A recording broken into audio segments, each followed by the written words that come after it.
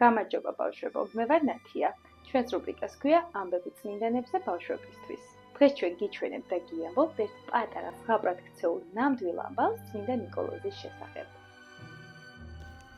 ერთხელ ერთმა თვალსაჩინო გვარის წარმომადგენელმა მთელი თავისი ქონება უბედურ გარემოებათა გამო დაკარგა და გაღატაკდა.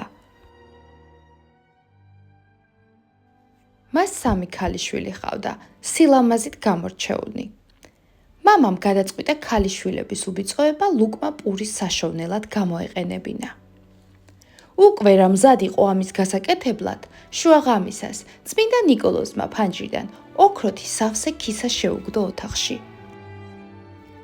დილით კაცმა რომ სასთუმალთან ოქროთი სავსე ქისა იპოვა, ტირილი დაიწყო, ღმერთს მადლობა შესწირა, საქმეები გამოასწორა და უფროსი ქალიშვილი კარგად გამზითვებული გაათხოვა.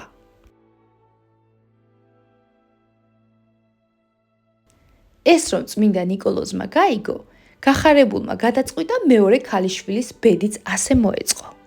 ისევ შუაღამით, უჩუმრად შეუგდო კაცს ოქროთი სავსე ქისა ოთახში. დილით მოხუცმა რომ ქისა დაინახა, მუხლებზე დაემხო და ღმერთს შეჰყაყადა. ღმერთო, მადლობა ჩემი ქალიშვილების შეწყალებისთვის. მაჩვენე ის მიწიერი ანგელოზი, რომელმაც გვიხსნა ამ ცოდვისაგან.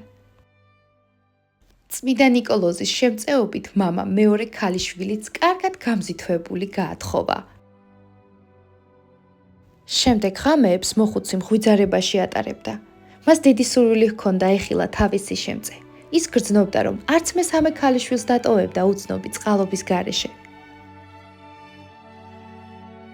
ერთ ღამეს, როდესაც ნიკოლოზმა კვლავ გააღო ფანჯარა და ქისა შეაგდო ოთახში, მოხუცი გაეკიდა, იცნო ნიკოლოზი, დაემხო მის ფეხთან და ცრემლებით მადლობდა. წმინდა ნიკოლოზმა ანუგეშა და სთხოვა, რომ არავისთან მოეყოლა ეს ამბავი. ბავშვებო, თქვენი აზრით, რატომ სთხოვა წმინდა ნიკოლოზმა მამას, რომ ეს ამბავი არავისთან ეთქვა?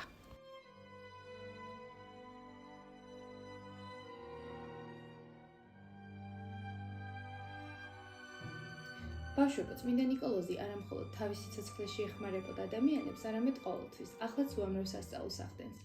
ჩვენ უამრავი წმინდანის ცხოვრებას გაგაცნობთ მათი კეთილი და ღვთივსათნო საქმეებით. ნახვამდის.